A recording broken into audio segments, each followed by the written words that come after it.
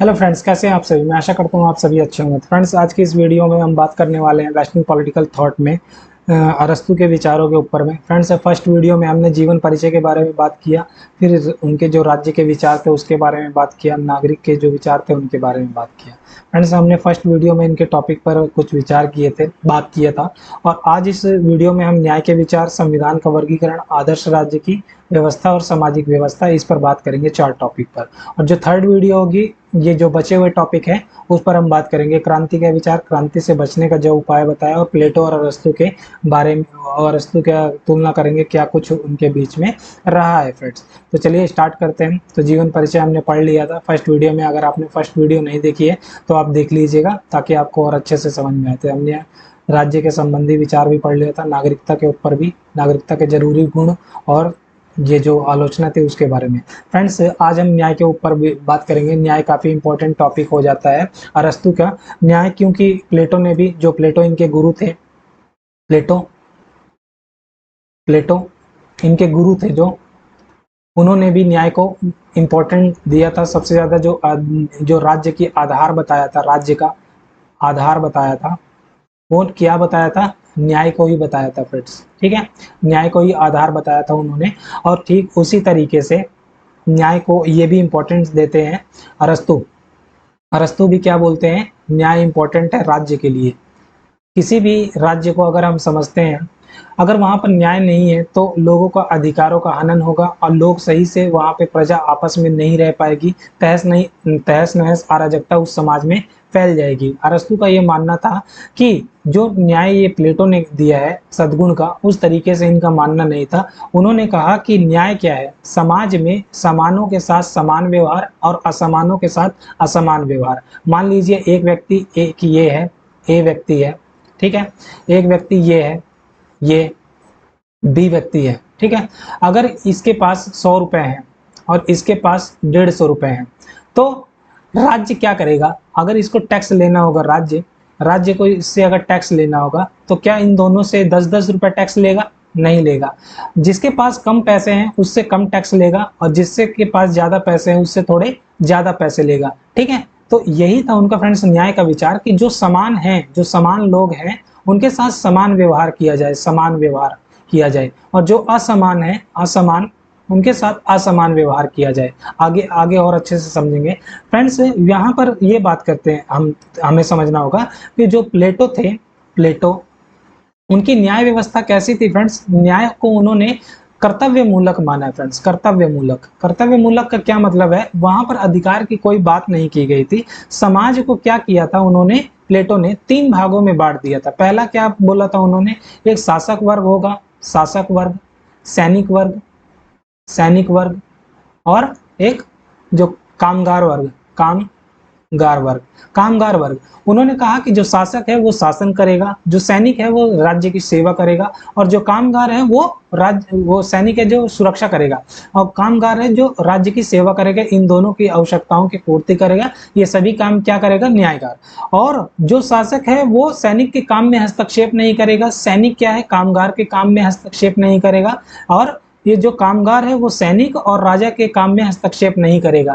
तो व्यक्ति अपने अपने काम में रहते हुए, अपने अपने काम को, अपने कर्तव्यों को पूर्ण करते हुए, किसी के कार्य में जब हस्तक्षेप नहीं करता, तब बोलता है कि ये न्याय व्यवस्था, न्याय हो गया है, न्याय स्थापित है। ऐसे वो न्याय की न्याय को स्थापित करने की बात करता है प्लेटो। लेकिन फ्रेंड्स, यहाँ पर यह समझना होगा कि न्याय की ये जो प्लेटो की अवधारणा है, आज कहीं भी एग्जिस्ट नहीं करती है। ठीक, तो इसके न्याय की आलोचना को उनके ही जो शिष्य थे अरस्तु, उन्होंने इनकी आलोचना किया और अपने न्याय का विचार दिया, अपने न्याय का विचार दिया फ्रेंड्स, विचार दिया। अब इनके न्याय के विचार को हम समझते हैं फ्रेंड्स। इनका न्याय का विचार क्या है? अपनी पुस्तक पॉलिटिक्स में दिया है। न्याय का विचार इन्होंने क्या कहा? सबसे पहले कि न्याय तो राज्य के लिए इंपॉर्टेंट है। ठीक, कोई भी राज्य न्याय के बिना नहीं रह सकता है, कि कुछ ही दिन रहेगा उसके बाद नहीं रह पाएगा। तो न्याय क्या है? राज्य के लिए इंपॉर्टेंट है। उन्होंने न्याय को 2 भागों में बांटा फ्रेंड्स। चर्चा करते हैं कि पहला उन्होंने क्या बोला? पूर्ण न्याय, पूर्ण न्याय। दूसरा क्या बोला उन्होंने? विशेष न्याय। अब इसके बारे में बात करते हैं फ्रेंड्स। पूर्ण न्याय को समझते हैं। उन्होंने कहा कि जब एक समाज में, एक समाज है, वहां पर अलग अलग लोग, अलग अलग तरीके के लोग रहते हैं। और कहते हैं कि जब ये आपस में नैतिक व्यवहार अच्छे से आचार विचार करते हैं, जैसे कि हम दूसरों के साथ मिलते हैं तो कैसा व्यवहार करते हैं, जब अच्छा व्यवहार होता है, नैतिक व्यवहार होता है, तो उसको क्या बोलते हैं ये फ्रेंड्स? पूर्ण न्याय बोलते हैं, पूर्ण न्याय। फॉर एग्जाम्पल वो कहते हैं कि जब परिवार में जो मुखिया है, मुखिया मुखिया जैसे पुरुष पुरुष वो क्या करता है फ्रेंड्स? अपनी पत्नी के साथ कैसा व्यवहार करता है, अपने दासों के साथ, बच्चों के साथ, तो वहां पर क्या हुआ? परिवार का न्याय हुआ कि मुखिया न्याय कर रहा है, मुखिया मतलब व्यवहार कर रहा है, सभी चीजें उनकी जरूरतों को पूरा कर रहा है, तो वो क्या हुआ? परिवार का न्याय हो गया फ्रेंड्स। वो उसी को ही वो बोलता है पूर्ण न्याय। ठीक दूसरी तरीके से वो बोलता है कि जब समाज में समाज समाज या ग्राम बोल लीजिए, यहाँ पर जो लोग बड़े सयान बुजुर्ग होते हैं उनकी बातों को माना जाता है, उनके बातों को समझा जाता है, तो वो क्या बोलते हैं? यहाँ पर क्या हुआ? ग्राम का न्याय हुआ, ग्राम का न्याय हुआ। ठीक इसी तरीके से जब राज्य है, राज्य राज्य राज्य क्या? जो परिवार में जरूरतें व्यक्ति की पूरी नहीं होती, फिर समाज में पूरी नहीं होती, लेकिन राज्य में सारी जरूरतें व्यक्ति की पूर्ण हो जाती है, और राज्य क्या करता है? पूर्ण न्याय प्रदान करने की कोशिश करता है, या प्रदान करता है। राज्य क्या करता है फ्रेंड्स? राज्य जो शासक है, शासक वो क्या करता है? अपने व्यक्ति जो लोग हैं, जिस तरीके के लोग हैं, उनके साथ वैसा व्यवहार करता है, तभी वो राज्य न्याय कर पाता है। तो ऐसे ही आप समझ सकते हैं, उन्होंने पूर्ण न्याय की बात किया है, नैतिकता के विचार को लेकर के आधार मान करके उन्होंने न्याय का विचार दिया है फ्रेंड्स। ठीक, अब ये तो हमने मान लिया कि पूर्ण न्याय में वो नैतिकता के सद्गुण के सारों की बात करते हैं फ्रेंड्स। और न्याय को फ्रेंड्स उन्होंने अपने प्लेटो गुरु की तरह ही क्या बोला है? सद्गुण बोला है, सद्गुण सद्गुण सद्गुण जब व्यवहारिक हो जाता है वही न्याय हो जाता है, वही न्याय। ये तो अमूर्त है, जब व्यवहारिक हो जाता है देखने, तो वो उसको बोलते हैं फ्रेंड्स न्याय बोलते हैं। अब बात करते हैं फ्रेंड्स विशेष न्याय की। विशेष न्याय को फ्रेंड्स उन्होंने दो भागों में बांटा, दो भागों। कौन कौन से? पहला फ्रेंड्स वो क्या बोलते हैं? वितरणात्मक, वितरणात्मक वितरणात्मक फ्रेंड्स। और दूसरा क्या बोलते हैं? उपचारात्मक, उपचारात्मक न्याय। अब समझते हैं फ्रेंड्स वितरणात्मक न्याय।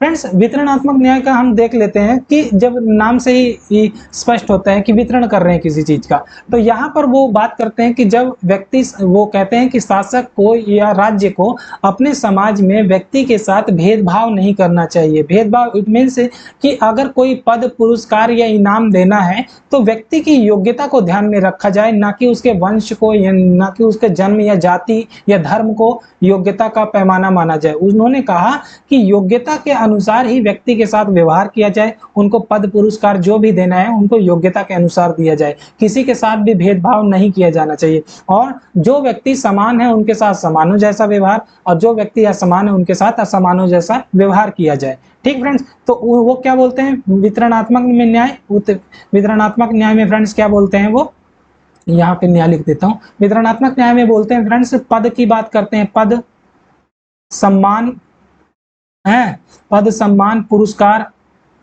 पुरस्कार या दंड की बात करते हैं। दंड की भी बात कर लीजिए।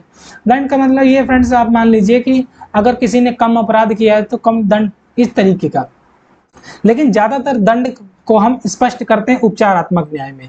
फ्रेंड्स यहाँ पर तो हमने मान लीजिए कि शासन के बारे में बात किया कि शासन में किस व्यक्ति को कौन सा पद दिया जाएगा, कौन सा पुरस्कार दिया जाएगा, उसके बारे में तो वो वितरणात्मक न्याय में बात करते हैं। फ्रेंड्स वो कहते हैं कि उपचारात्मक न्याय में क्या है? अगर एक समाज है या राज्य है, मान लीजिए बहुत सारे लोग रहते हैं, और उन लोगों के बीच में ऐसा तो नहीं है कि कभी वाद विवाद नहीं होगा या कभी कुछ झगड़ा नहीं होगा, तो उन झगड़ों को सुलझाने के लिए जो न्याय किया जाएगा उसको बोलते हैं उपचारात्मक न्याय। मान लीजिए कि एक व्यक्ति है, इसने क्या कहा कि मैं एक दूसरे व्यक्ति को कि मैं आपके जो 100 रुपए उसको 10 दिन में वापस कर दूंगा या लिया है। अगर ये 200 रुपए देने से मना कर देता है या कुछ भी और चीजें आप यहाँ पर ले सकते हैं, मना कर देता है, तो यहाँ पर ये व्यक्ति के पास क्या बचेगा? या तो उससे प्रत्यक्ष बदला ले, या उससे मारपीट करे, या तो वो राज्य की शरण में जा सकता है, और राज्य क्या करेगा? इनके बीच जो विवाद है उनको सुलझाएगा, और जो इसने 100 रुपए लिए हैं उसको वापस दिलाएगा राज्य, और दोनों के विवादों को सुनेगा। तो यहीं पर फ्रेंड्स वो क्या बोलते हैं, उपचारात्मक न्याय में क्या होता है, एक व्यक्ति के अधिकारों को अगर दूसरा व्यक्ति हनन कर लेता है तो राज्य इस बीच में आकर के उस अधिकार को जिससे छीना गया था उसको वापस दिलाता है। कौन, राज्य। तो ये फ्रेंड्स उनका उपचारात्मक न्याय की व्यवस्था थी। फ्रेंड्स आप बुक में और अच्छे से पढ़ सकते हैं, मेरा समझाने का मतलब था आपको समझ में आ गया होगा। तो आपने समझा कि उपचारात्मक न्याय क्या है, वितरणात्मक न्याय क्या है, और पूर्ण न्याय जो नैतिकता के बारे में बात करता है, व्यवहार के बारे में बात करता है एक दूसरे से, और समाज में कैसे व्यवहार करना है उसके बारे में। दूसरा विशेष न्याय में वितरणात्मक न्याय, उपचारात्मक। वितरणात्मक न्याय में फ्रेंड्स पद, सम्मान, पुरस्कार की बात करता है कि कैसे वितरण किया जाएगा, योग्यता को ध्यान में रखा जाएगा, भाई भतीजवाद या वंश को नहीं रखा जाएगा ध्यान में, व्यक्ति की योग्यता को ध्यान में रखकर उसको पद दिया जाएगा। उपचारात्मक न्याय में फ्रेंड्स ये बात करते हैं कि व्यक्ति के जो व्यक्तियों के बीच में विवाद होता है या समाज के या परिवार के बीच में विवाद होता है, उन झगड़ों को सुलझाने के लिए कौन होगा, राज्य होगा, और राज्य जिसके अधिकारों का हनन हुआ है उसके अधिकारों को दोबारा वो राज्य दिलाएगा। तो फ्रेंड्स ये थी इनकी न्याय की व्यवस्था, आई होप आपको समझ में आई होगी। तो फ्रेंड्स ये देखिए हमने यहाँ पर एक चार्ट बनाया है, जैसे justice, complete justice, particular justice की बात करते हैं, फिर उसी में दो भाग बोल देते हैं, करेक्टिव और डिस्ट्रीब्यूटिव। फ्रेंड्स ठीक है, आई होप आपको समझ में आएगा। अब बात करते हैं फ्रेंड्स इनके संविधान के वर्गीकरण की। फ्रेंड्स संविधान को आप सबसे पहले, हम इनके संविधान के वर्गीकरण को बात करने से पहले सबसे पहले आप ये समझ लीजिए फ्रेंड्स, जो अरस्तु थे वो राज्य हो गया, राज्य और सरकार, सरकार और संविधान, संविधान, इन्हों इसमें फ्रेंड्स ये भेद नहीं मानते थे। इनको क्या बोलते, ये सब एक ही मान लेते थे, ये इनको इन तीनों को ही ये एक मान लेते थे। आज अगर हम देखें आधुनिक दुनिया में तो राज्य का अलग मतलब है, सरकार का अलग मतलब है, संविधान का अलग मतलब है, लेकिन प्राचीन युग में अरस्तु का यह मानना था राज्य, सरकार, संविधान एक ही है। तो सबसे पहले संविधान का जो उन्होंने वर्गीकरण किया है वो क्या किया है, संख्या के आधार पर वर्गीकरण किया है, और दूसरा किया है नैतिकता के आधार पर। इन्होंने दो आधार बनाए हैं, यानी दो आधार बनाए हैं, और उसके बाद इन्होंने संविधानों को खड़ा किया है। फ्रेंड्स इनके बारे में बोला जाता है कि इन्होंने अपने समय के 158 संविधानों का संविधान जो थे उनका अध्ययन किया अच्छे से, और ये अध्ययन करके उन्होंने ये निकाला कि किस राज्य में क्यों चेंजिंग आती है, क्यों एक संविधान के बाद या एक राज्य के बाद दूसरा राज्य या शासन स्थापित हो जाता है, और क्या क्या उपाय हो सकते हैं इनको रोकने के लिए। तो उन्होंने फ्रेंड्स संविधान का जो वर्गीकरण किया है इस तरीके से किया है, उन्होंने अध्ययन करके बहुत ही अच्छे से तथ्यों के साथ ही वर्गीकरण किया है। ऐसा नहीं किया कि उन्होंने सिर्फ कल्पना के आधार पर ही संविधानों का वर्गीकरण कर दिया, ऐसा नहीं। इसीलिए फ्रेंड्स इनको जो राजनीति विज्ञान का जनक माना जाता है, और तुलनात्मक राजनीति की शुरुआत भी इन्हीं के इसके ही दर्शन से या इन्हीं के विचारों से यहीं से जन्म लेती है। फ्रेंड्स इन्हीं के विचारों से हम देख सकते हैं तुलनात्मक राजनीति का जन्म भी। तो इसके बारे में हम बाद में बात करेंगे, पहले फ्रेंड्स इनके संविधान का वर्गीकरण की बात कर लेते हैं। संविधान को ये क्या मानते हैं फ्रेंड्स, राज्य भी मानते हैं, और इनका ये मानना है कि राज्य अगर संविधान चेंज होता है, पहले क्या होता था प्राचीन में फ्रेंड्स, एक राजा दूसरे राजा से अगर यह एक प्रजातंत्र व राजतंत्र से लड़ रहा है तो दूसरा अगर एक राजा को हरा देता था तो उसी जब जो हरा देता था वो अपने अनुसार ही शासन को ढालता था, समाज को ढालता था। तो वहीं पर इनका ये मतलब था कि अगर जब संविधान चेंज होता है या राज्य चेंज होता है तो संविधान भी चेंज होता है, और संविधान चेंज होता है तो शासन व्यवस्था भी चेंज होती है और राजा भी चेंज होता है। तो इसीलिए राजा, सरकार, और ये सरकार, राज्य और संविधान को एक ही करके इन्होंने मान लिया है। संविधान में क्या फ्रेंड्स क्या है, शासन व्यवस्थाओं के बारे में बताया जाता है, शासन के उद्देश्य के बारे में बताया जाता है, राजा के उद्देश्य के बारे में बताया जाता है, इन सभी के बारे में बात की जाती है। ठीक है फ्रेंड्स, संख्या के आधार पर अगर हम बात करते हैं, अब हम इनके जो संविधान है उसके वर्गीकरण की बात करते हैं। सबसे पहले हम फ्रेंड्स संख्या के आधार पर बात करते हैं। संख्या पे क्या फ्रेंड्स कि उन्होंने कहा या तो एक व्यक्ति का शासन हो सकता है, एक व्यक्ति, या तो कुछ लोगों का शासन हो सकता है, कुछ लोगों का शासन, कुछ लोग का शासन, या बहुत लोगों का शासन, बहुत लोगों का शासन हो सकता है। ठीक, तो यहाँ पर क्या हो गया फ्रेंड्स, संख्या रख दिया उन्होंने, एक व्यक्ति का, कुछ लोगों का, बहुत लोगों का शासन। ठीक, इसी तरीके से फ्रेंड्स नैतिकता के आधार पर अगर हम बात करें तो उन्होंने कहा शासन या तो क्या हो सकता है, अच्छा हो सकता है, या भ्रष्ट हो सकता है, ठीक है फ्रेंड्स, उन्होंने कहा कि शासन क्या नैतिकता के आधार पर अच्छा हो सकता है या भ्रष्ट हो सकता है। अब इसका वर्गीकरण करके देखते हैं।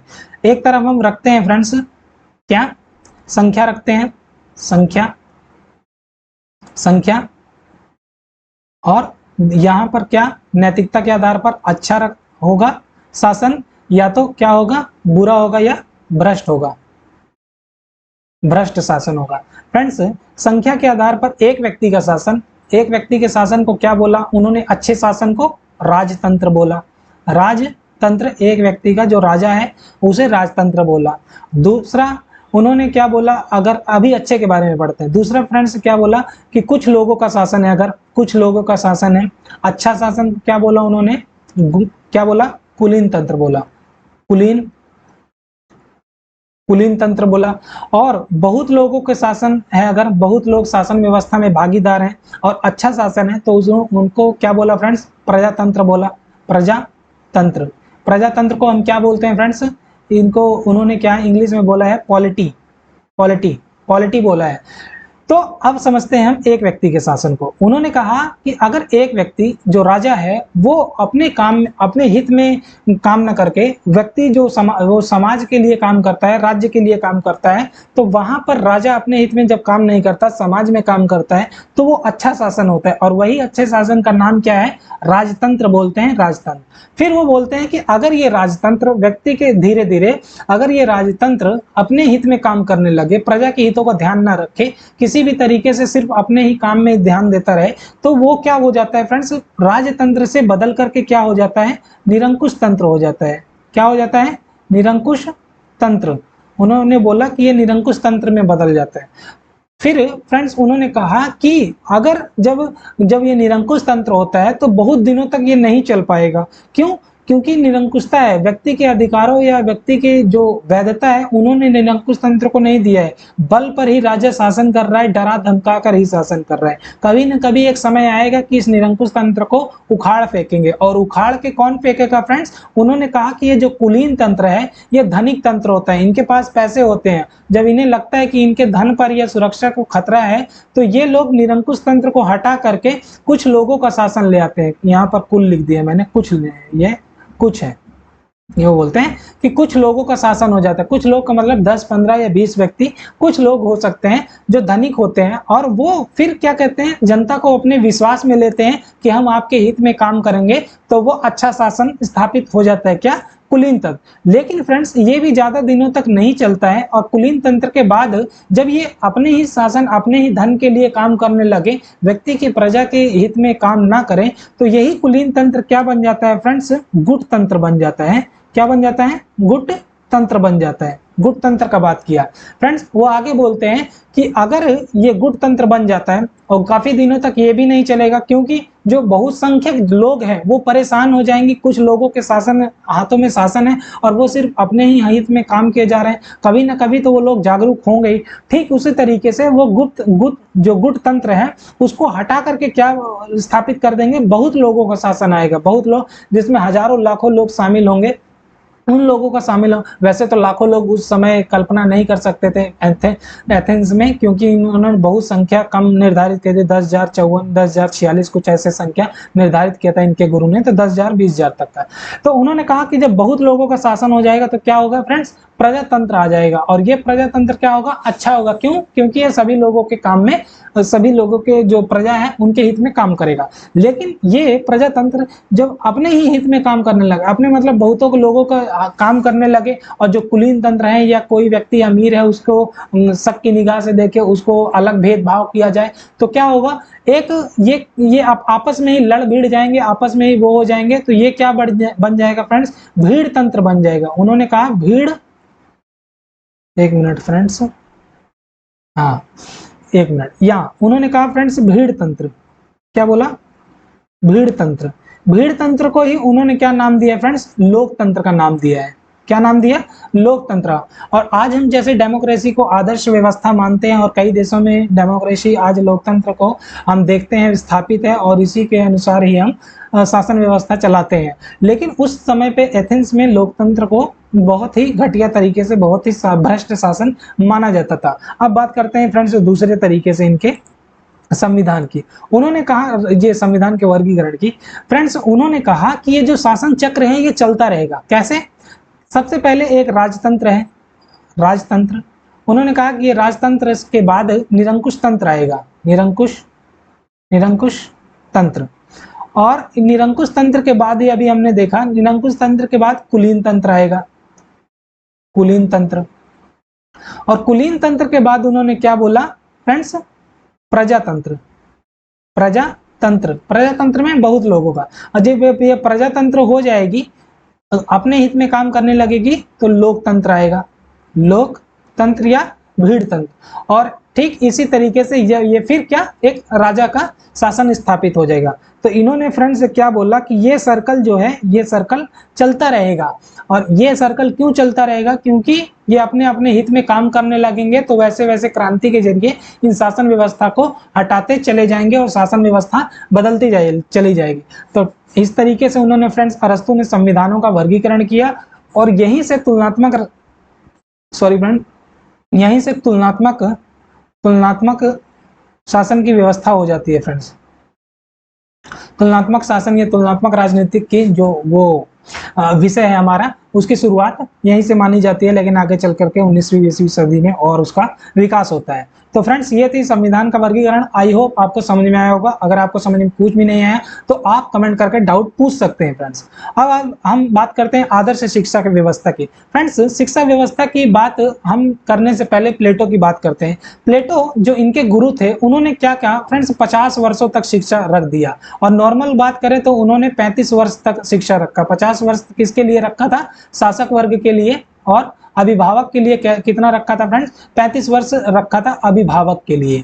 तो इन्होंने बहुत लंबी शिक्षा व्यवस्था की बात किया था अरस्तु ने, और ज्यादा किसने? प्लेटो ने। और ज्यादातर शिक्षा का फोकस किस पे था? शासक पे था। लेकिन फ्रेंड्स, अरस्तु जो थे, इसको क्लियर कर देता हूं, अरस्तु ने इतनी लंबी जो अभी पहले हम इसकी शिक्षा की व्यवस्था की बात करते हैं, अरस्तु ने शिक्षा व्यवस्था को इतना लंबा नहीं माना। उन्होंने सिर्फ 21 वर्ष तक शिक्षा के माना है। 21 वर्ष तक, कितना? 21 वर्ष तक, 21 वर्ष तक शिक्षा को पूर्ण माना है। और उन्होंने किसी एक व्यक्ति पर, शासन पर ध्यान नहीं दिया कि ये शासक है तो उसको अच्छी शिक्षा है, वो ऐसे नहीं, सभी के लिए बात किया। और अपने ही गुरु के तरह ही इन्होंने भी कहा कि शिक्षा जो है, शिक्षा महत्वपूर्ण है। महत्वपूर्ण है क्यों फ्रेंड्स? राज्य के लिए। क्योंकि अगर हमें राज्य को अच्छे से स्थापित बनाए रखना है, तो लोगों के अंदर भी वो शिक्षा, वो गुण या ज्ञान होना चाहिए, जिससे राज्य को स्थापित किया जाए, स्थापित करके रखा जाए। पता चले कि शिक्षा कुछ और दी जा रही है, गलत सलत शिक्षा दी जा रही है, और राज्य के वसूल या सिद्धांत कुछ और है, तो ऐसे में उन दोनों के बीच संतुलन नहीं बैठेगा और राज्य धाराशाही हो जाएगा। तो इसीलिए शिक्षा को महत्वपूर्ण राज्य के लिए भी उन्होंने माना है, अपने गुरु की तरह ही। इन्होंने फ्रेंड्स शिक्षा को 21 वर्ष तक माना, और साथ ही शुरुआत कब से मानी है? 7 वर्ष से मानी है। 7 वर्ष से लेकर 21 वर्ष तक की आयु तक शिक्षा की इन्होंने बात किया है। क्यों बात किया है फ्रेंड्स? कहा कि इसमें कि ज्यादा लंबी शिक्षा नहीं दी जानी चाहिए, क्योंकि व्यक्ति अपना भी तो विकास करेगा, अपनी इच्छाएं भी तो पूर्ण करेगा। इसीलिए उन्होंने शिक्षा को बहुत 21 वर्ष तक ही सीमित रखा है। और 7 वर्ष में फ्रेंड्स इन्होंने 3 चरणों में बांट दिया है, जैसे उन्होंने के गुरु ने बांटा। उन्होंने संगीत को है, संगीत शिक्षा को बहुत इंपॉर्टेंट दिया है। साथ ही व्यायाम की शिक्षा, व्यायाम, और ये पढ़ना लिखना, तर्क, विद्या, ये सभी पर बात किया। संगीत फ्रेंड्स और व्यायाम, ये क्या बोलते हैं कि प्रथम साल में ही, या जो उनका जो शुरुआती स्टेज होता है, उसमें ये सब चीजें हो जानी चाहिए। और संगीत का, व्यायाम का अच्छे से ध्यान रखना चाहिए। वो ऐसी वस्तुएं या संगीत साहित्य की जो बच्चे हैं उनके तक नहीं पहुंचनी चाहिए, जिससे वो अनैतिक हो सके।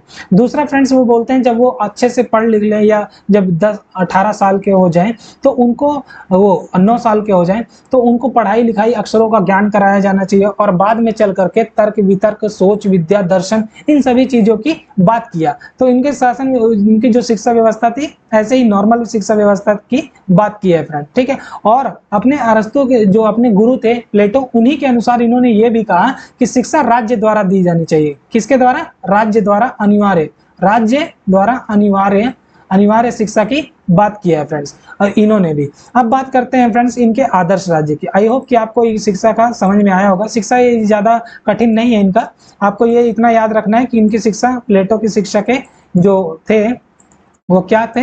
प्लेटो की शिक्षा ज्यादा लंबी थी, इनकी ज्यादा कम थी, मतलब कम कम की बात की है इन्होंने। ठीक है फ्रेंड्स, अब आदर्श राज्य की बात करते हैं फ्रेंड्स। तो इन्होंने आदर्श राज्य की बात करें तो आदर्श राज्य का लक्ष्य क्या है? व्यक्ति का नैतिक विकास की बात किया। आदर्श, जैसे प्लेटो ने बात किया था फ्रेंड कि एक आदर्श राज्य होगा, वहां पर सिर्फ दार्शनिक राजा होगा, उसकी बात इन्होंने नहीं किया। उन्होंने कहा कि एक व्यक्ति, जो व्यक्ति है उसका नैतिक विकास होगा आदर्श राज्य में। इनका जो आदर्श राज्य था वो जमीन पे स्थापित करने लायक था एज कंपेयर टू प्लेटो के।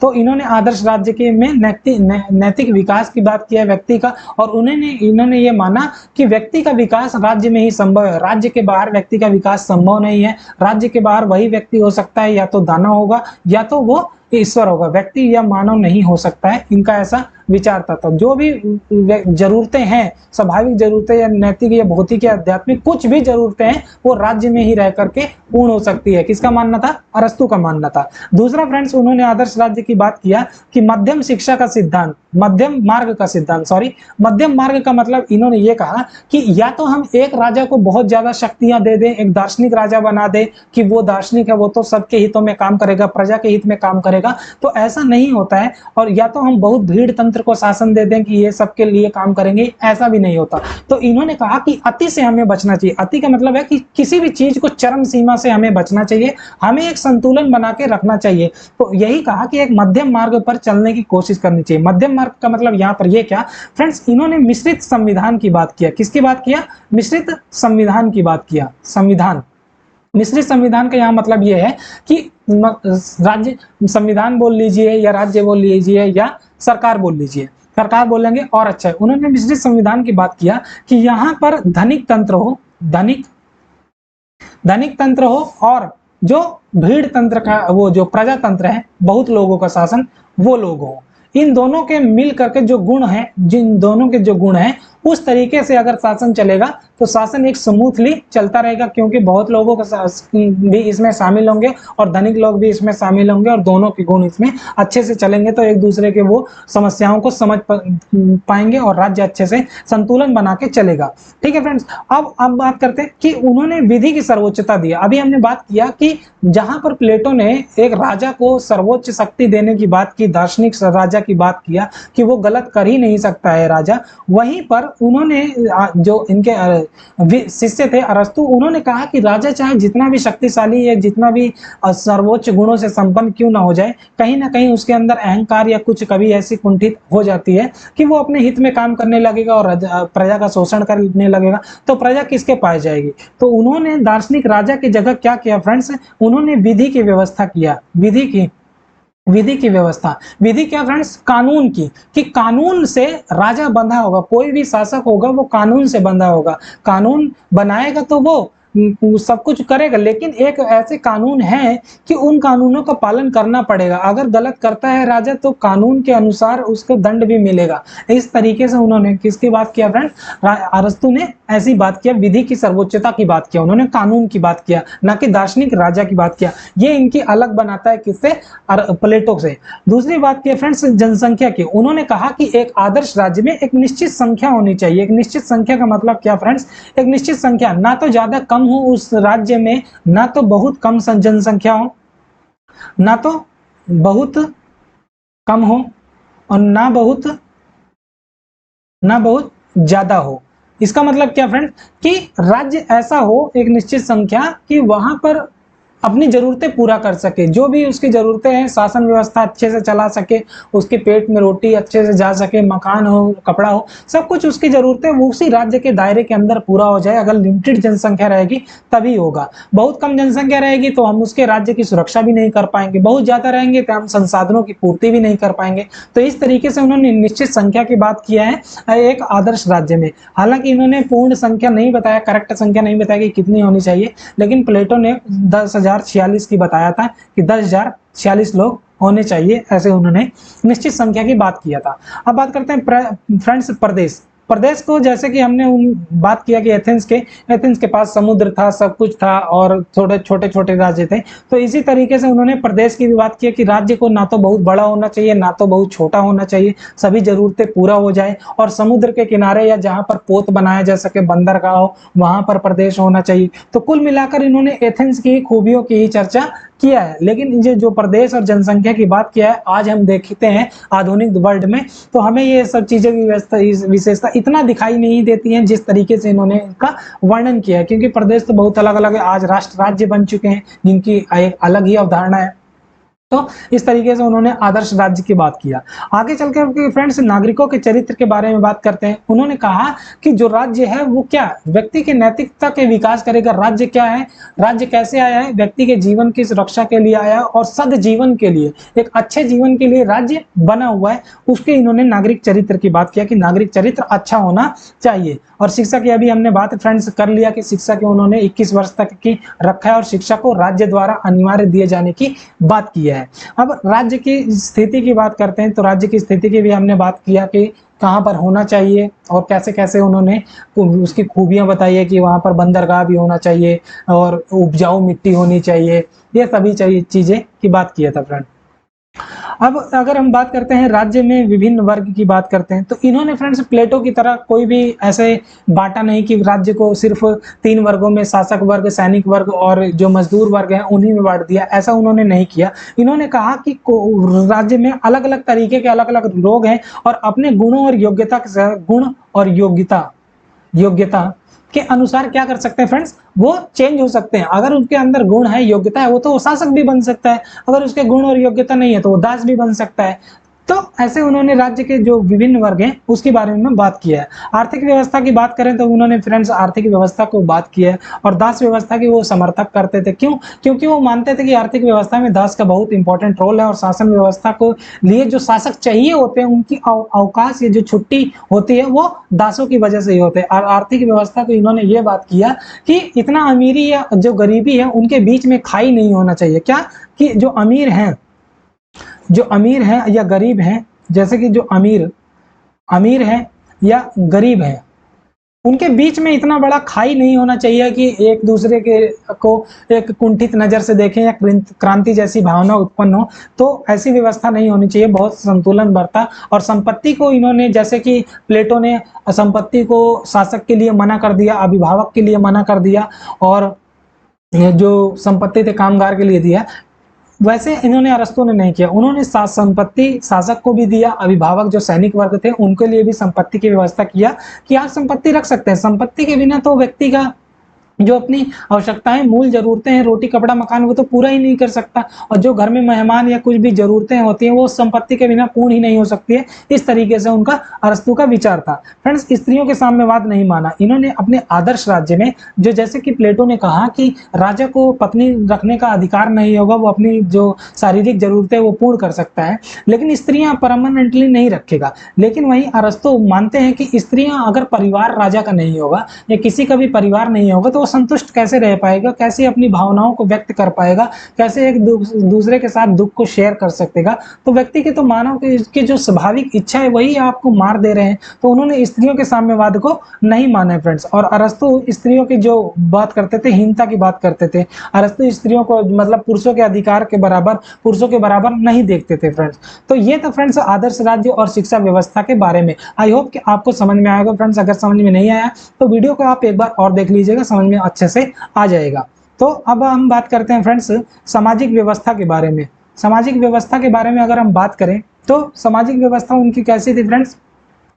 सामाजिक व्यवस्था उनकी कैसी थी? दास की प्रकृति। अभी हमने क्या फ्रेंड्स कहा कि दास, उन्होंने कहा कि समाज में कुछ लोग हैं या कुछ लोग जन्म से ही दास की प्रवृत्ति लिए होते हैं और उनके अंदर ये गुण नहीं होता कि वो नॉर्मल इंसान की तरह रहे, वो जन्म ही लेते हैं दास बनने के लिए। तो दास का इन्होंने समर्थन किया समाज में, कहा कि दास जरूरी है समाज के लिए भी और स्वामी भी जरूरी है दासता के लिए। दास और स्वामी एक दूसरे के लिए आवश्यक है, नैतिक बताया है इन्होंने समाज में। तो दास का इन्होंने समर्थन किया है, और शासन व्यवस्था के लिए भी, दास के लिए भी। दास के लिए इसलिए कि वो कहते हैं कि स्वामी दास को अच्छे रास्ते पर लेके जाएगा, उसको नैतिक बनाएगा, उसको सभी चीजें सिखाएगा, और दास क्या करेगा, और जो स्वामी होगा उसके रक्षा करेगा। उसके रक्षक मतलब उसके जो आर्थिक पूर्ति है, उसकी जो दैनिक क्रिया है, उसको काम करने का क्या काम करेगा, कौन काम करेगा, दास करेगा। तो इसीलिए दास को उन्होंने प्राकृतिक बताया है अपने राज्य में। सामाजिक व्यवस्था में स्वामी वर्ग व्यक्तियों और समाज के लिए अच्छा है। ठीक है फ्रेंड्स, ये देखिए स्वामी वर्ग और व्यक्तियों, जो हमने अभी बात किया वही। दासता एक नैतिकता, जो इसके बारे में बात किया। तो सामाजिक व्यवस्था में फ्रेंड्स उन्होंने क्या कहा, दास इंपॉर्टेंट है। दासता की नैतिकता के बारे में बात किया कि जब दास के लिए भी नैतिकता दास के लिए अच्छा है, क्योंकि उसको सही रास्ते पर, और दास अगर अच्छा हो जाता है, माइंड से, बुद्धि से सब कुछ ठीक हो जाता है, तो उन्होंने कहा कि दास को मुक्त कर देना चाहिए, मुक्त कर देना चाहिए। और कहा जाता है कि जब सिकंदर ने इनके पास पे लगभग हजारों दास छोड़े थे, तो अपने अंतिम समय में इन्होंने बहुत से लोगों को, जो उनके दास थे, उन्हें मुक्त कर दिया था दासता से। तो ऐसी थी। राष्ट्र की अर्थव्यवस्था के अंग बताया है फ्रेंड्स, उन्होंने अर्थव्यवस्था के अंग की बात की है। अर्थव्यवस्था के अंग की बात करें तो व्यापार, जो व्यापारी होते हैं उनको भी छूट दिया कि व्यापार कर सकते हैं आकर के, कुछ व्यापार, लेकिन इतना बड़ी खाई नहीं होना चाहिए, या मूल्यों का कीमत इतना नहीं होना चाहिए कि सिर्फ जमाखोरी के लिए व्यापारी ही सिर्फ अपने धन का लाभ कमाते रहे। तो उन पर लगाम लगाने के लिए भी फ्रेंड्स इन्होंने राष्ट्रीय अर्थव्यवस्था के अंग के बारे में बात किया, मजदूर के, शिल्पकार के बारे में बात किया। तो इस तरीके से उन्होंने राज्य के अंगों के, जो व्यापारिक वर्ग है, अर्थव्यवस्था के अंग के बारे में बात किया, और कर की व्यवस्था के बारे में भी इन सभी पर बात कर दिया। आप बुक से भी और अच्छे से पढ़ सकते हैं, मेरा मतलब यहाँ पर आपको समझाने का था। तो फ्रेंड्स आई होप आपको समझ में आया होगा। ठीक है फ्रेंड्स, तो ये थी हमारी सेकंड पार्ट की वीडियो अरस्तु की। अगर फ्रेंड्स आपको कुछ समझ में नहीं आएगा तो आप कमेंट करके जरूर पूछ लेगा, और आप एक बार बुक से पढ़ेंगे तो और अच्छे से आपको समझ में आएगा।